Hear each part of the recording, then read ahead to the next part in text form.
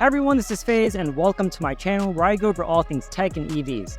Today, we're going to be doing a side-by-side comparison between two of the hottest EVs out there in the market, the Tesla Model X and the EQS SUV by Mercedes Benz.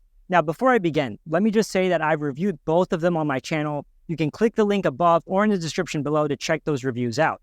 First, let's go over by talking about design.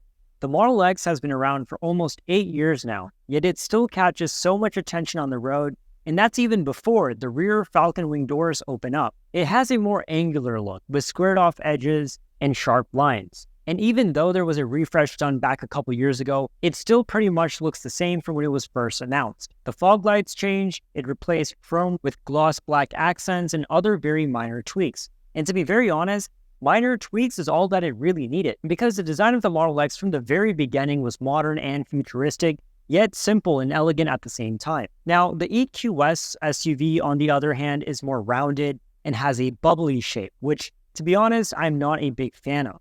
I said this in my initial review as well, that the EQS SUV kind of resembles a massive jelly bean. The lack of intricate design elements contributes to its less noteworthy visual impact.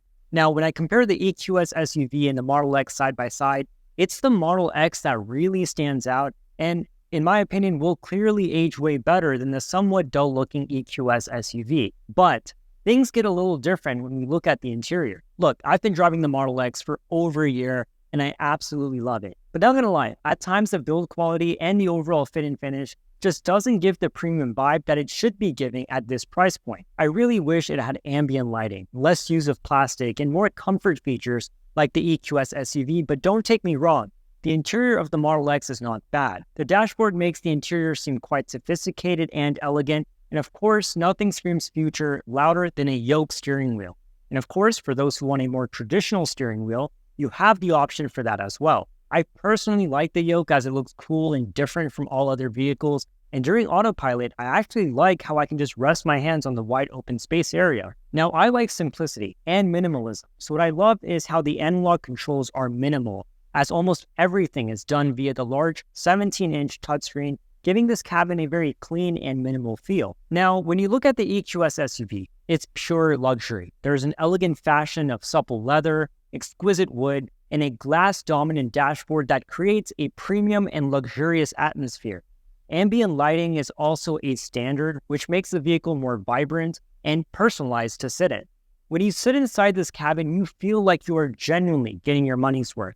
The EQS SUV features the type of rich materials and high-tech equipment that define modern-day Mercedes-Benz models. You also get this really nice, massive hyperscreen covering an expansive 56 inches of space across the driver's and front passengers' areas.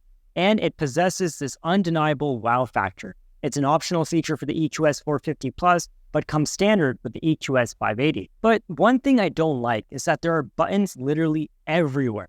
There are tons of buttons on the steering wheel, there are a lot of buttons in the center console, and obviously you have the hyperscreen, which has touch controls on there as well. Mercedes-Benz seems like they wanted to hop on the modern bandwagon by offering this giant hyperscreen, yet still wanted to be old school and traditional by placing unnecessary buttons everywhere, and I don't really like that. But regardless, I prefer the luxurious atmosphere of the EQS SUV's interior, plus the seats are way more comfortable, but I do wish they dialed it down on the amount of buttons that they have in this vehicle and kind of went for a minimal approach like Tesla, but nonetheless, it's not bad by any means. Now, we can't talk about the interior without talking about the seat configuration. The dual-motor Tesla Model X comes in 5, 6, and 7-seat configurations.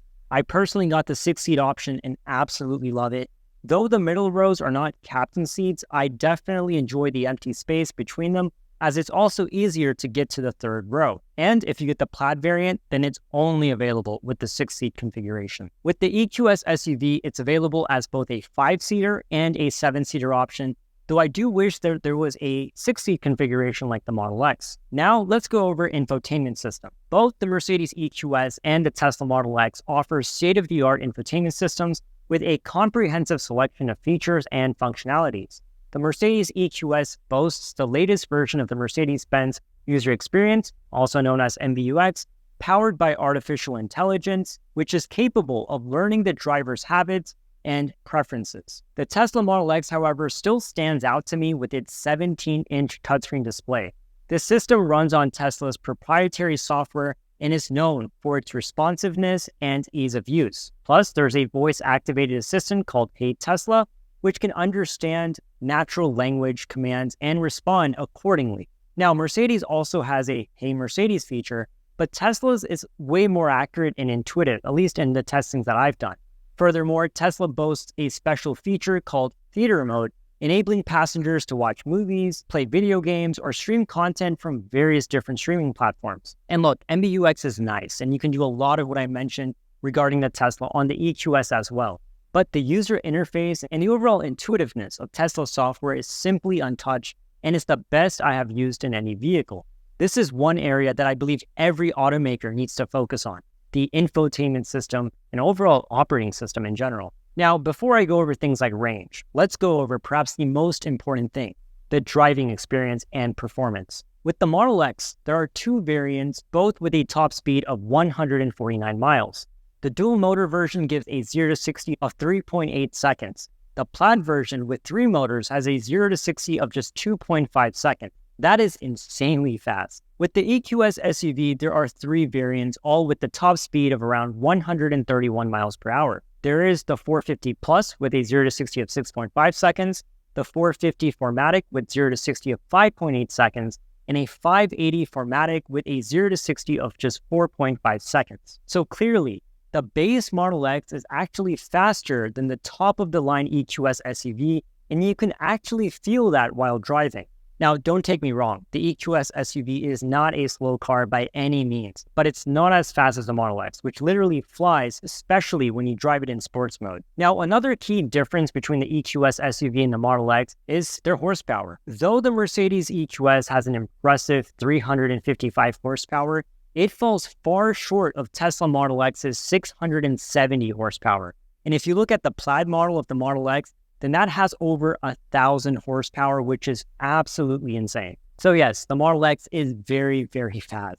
But I found the EQS SUV to actually be more comfortable, and it actually provided a more of a refined ride. Also, and I pointed this out in my EQS review, that the car is extremely smooth. Now, vehicle range is an important factor when looking to purchase an electric vehicle. The Mercedes EQS boasts an estimated range of 305 miles on a single charge.